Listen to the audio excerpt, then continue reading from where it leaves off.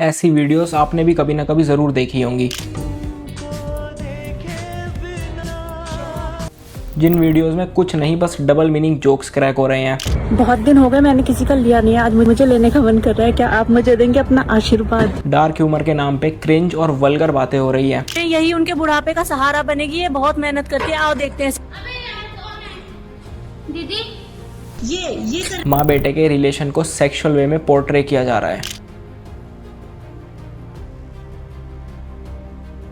साफ साफ बोलूं तो इंस्टाग्राम कंटेंट की जगह सॉफ्ट पोर्न का हब बन चुका है।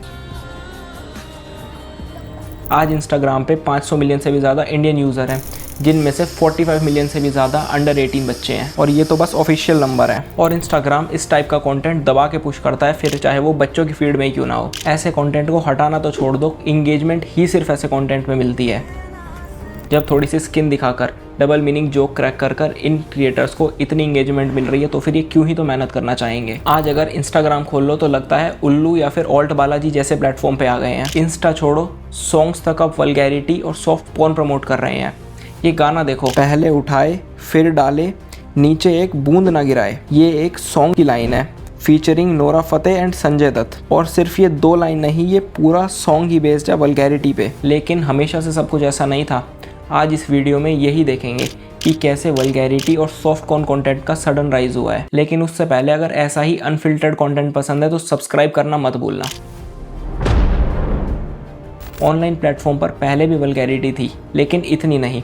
2016 से पहले लड़कियों का ऑब्जेक्टिफिकेशन बस बॉलीवुड सॉन्ग्स में होता था। मुन्नी बदनाम, शीला की जवानी बहुत क्लासिक एग्जाम्पल है। लेकिन 2016 के बाद जब इंटरनेट सस्ता हुआ तो हर किसी को क्रिएटर बनने का चस्का चढ़ गया। और 2020 में जब कोविड की वजह से लॉकडाउन लगा तो लोगों के पास कुछ करने को तो था नहीं। घर पर रहकर बोर होना, लोनलीनेस से डील करना, तो हर कोई ऑनलाइन प्लेटफॉर्म पर पोस्ट करने लग गया। और उस टाइम तक most of the female influencer भी नॉर्मल टाइप का ही कंटेंट बनाती थी। लेकिन जब उन्होंने नोटिस किया कि थोड़ी सी स्किन ज़्यादा दिखाने से, अपने बॉडी पार्ट्स को हाईलाइट करने से इंगेजमेंट ज़्यादा मिल रही है, तो उन्होंने अपने चैनल को बस वल्गैरिटी पे शिफ्ट कर लिया। और उसका नतीजा है आज हज़ारों के नंबर में ऐसे अकाउंट बन चुके हैं जो सेमी-न्यूडिटी और वल्गैरिटी के दम पे चल रहे हैं। And people are still watching. Khyati Shri, काजल पांडे, मुस्कान खारिया, ये सब ऐसे ही क्रिएटर है जिनका कंटेंट बस सेमी-न्यूडिटी और डार्क ह्यूमर के अराउंड रिवॉल्व करता है। ये वीडियोस देखो। आज मैंने अपने संतरों को मसल कर उसका रस निकाल दिया और वह कुछ ऐसा दिखता है। मुझे खट्टी चीजें काफी पसंद है।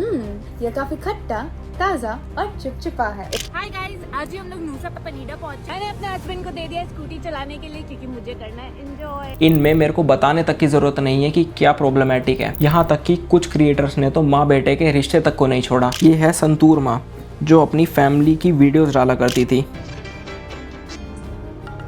लेकिन जब वीडियोस में माँ और बेटे के एंगल को सेक्सुअल तरीके में दिखाया गया तो व्यूज़ ज़्यादा बढ़ने लगे, और इसके बाद इनका अकाउंट सिर्फ मॉम लव सन की वीडियोस से भर गया। इसके बाद कितनी ही माँ अपने बेटों को ऐसी वीडियोस के लिए यूज़ करने लग गई।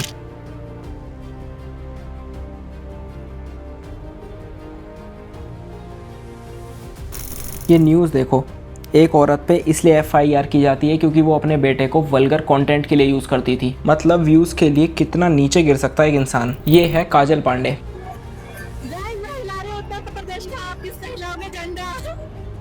इन्होंने स्टार्ट तो नॉर्मल वीडियो डालने से ही किया था,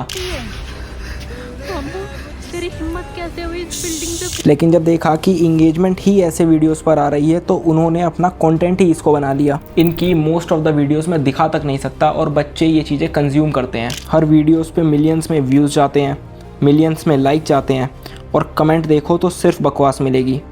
और मोस्टली ये कमेंट्स टीनेजर्स के ही मिलेंगे, फिर चाहे वो लड़कियां हो या लड़के, क्योंकि वही इस कंटेंट का सॉफ्ट टारगेट है। मुस्कान खारिया की ये वीडियो देखो। आपके लिए गुलाबी चौको, और वो कुछ ऐसा दिखता है। स्ट्रॉबेरी चौको मेरा पसंदीदा है।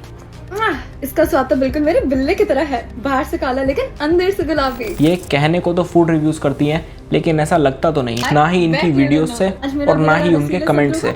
और इसके बाद गेट रेडी विद मी जैसे ट्रेंड्स आ जाते हैं, जो स्टार्ट तो मेकअप ट्यूटोरियल्स के लिए हुए थे, लेकिन अब लड़कियां अपनी बॉडी दिखाने के लिए इनको यूज़ करती हैं। ज़रा सोच के देखो, ऐसी वीडियोस को पहले MMS बोला जाता था, और आज लड़कियां कमरा बंद करके कपड़े बदलती हैं पूरी दुनिया को दिखाने के लिए। और ऐसी वीडियो कपड़ों की वीडियो बना के और पहनने के बाद खुद की वीडियो बना के भी पोस्ट करी जा सकती है। अपने कपड़े उतार के ये दिखाने की कि अंदर क्या पहना है इसकी कोई ज़रूरत नहीं है, लेकिन फिर शायद उतनी इंगेजमेंट नहीं मिलेगी ना। इन्होंने फेमिनिज्म का भी एक अलग ही मतलब निकाल लिया है कि जितने छोटे कपड़े पहन के वीडियोस बनाओगे उतना ही ज़्यादा वुमेन एम्पावरमेंट होगा।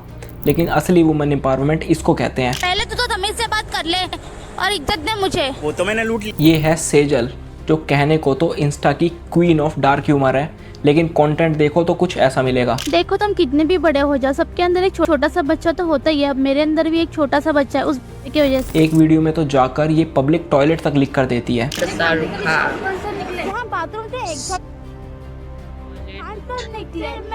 और इन क्रिएटर्स के तुम अगर जोक्स भी देखोगे तो वो तुम्हें ऐसे सेंसिटिव टॉपिक पे मिलेंगे, जैसे रेप और डेथ। अपने मेल वेस्टर्न को ऐसे पैक करके अपने बॉयफ्रेंड को दे दो, इससे अच्छा गिफ्ट तो हो ही नहीं सकता। इन क्रिएटर्स के साथ साथ हमारी मूवी इंडस्ट्रीज भी कुछ पीछे नहीं है, बल्कि मैं अगर किसी को मेन कल्प्रिट बोलूँ ये वल्गैरिटी और ये सब फैलाने का, तो वो ये मूवी इंडस्ट्रीज ही होंगी। ज़रा मेरे को याद करके कोई ऐसी मूवी बताओ जिसमें कि कोई आइटम सॉन्ग ना हो, और अगर मिले तो कमेंट करके मेरे को भी बताना। यहाँ तक कि स्पाई मूवीज़ तक में ये एजेंट्स को बिकनी में नचवा देते हैं। और ये आइटम सॉन्ग्स का ट्रेंड तो बहुत पुराना है। चोली के पीछे क्या है, शीला की जवानी, बीड़ी जलाइले जिगर से पिया, जिगर माँ बड़ी आग है। और यहाँ मैं कोई चुन चुन कर नाम नहीं बता रहा हूँ, ये सारे मेन स्ट्रीम सॉन्ग्स हैं फेमस मूवीज़ के और फेमस एक्टर्स के। यहाँ तक कि कुछ एक्ट्रेस तो फेमस ही उनके आइटम सॉन्ग्स के लिए हैं। मलाइका अरोरा के सॉन्ग्स, मुन्नी बदनाम हुई, अनारकली डिस्को चली, नोरा फतेही के सॉन्ग्स, दिलबर और कमरिया, एंड अभी कुछ टाइम पहले आए हुए एक गाने ने तो सारी हदें ही पार कर दी, सर के चुनर तेरी सर के,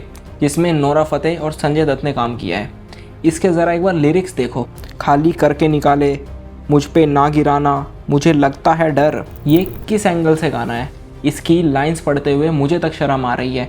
और ये YouTube पे रिलीज़ हुआ है, जिसको बच्चे तक एक्सेस कर सकते हैं और बच्चे देखते हैं ऐसी चीज़ें। सर्वे दिखाता है कि 54% 9 से 17 साल के बच्चों का अनवांटेड एडल्ट और इनएप्रोप्रिएट कंटेंट से एक्सपोजर होता है। NCRB के डेटा के अकॉर्डिंग साइबर पोर्नोग्राफी केसेस जो 2018 में 44 थे, वो 2022 में बढ़कर 1171 हो गए थे, और 2026 में तो ये और भी बढ़ गए होंगे। और यहाँ पर गलती बच्चों के पेरेंट्स की भी है, जो बच्चों के हाथ में फ़ोन देकर ये सोचते हैं कि उनकी रिस्पॉन्सिबिलिटी ख़त्म हो गई है। अब उसमें बच्चे क्या देख रहे हैं, क्या कर रहे हैं, they know nothing about it. और इन चीज़ों का इम्पैक्ट हद से ज़्यादा खतरनाक हो सकता है। सबसे बड़ा इम्पैक्ट बच्चों की मेंटल हेल्थ पे पड़ता है।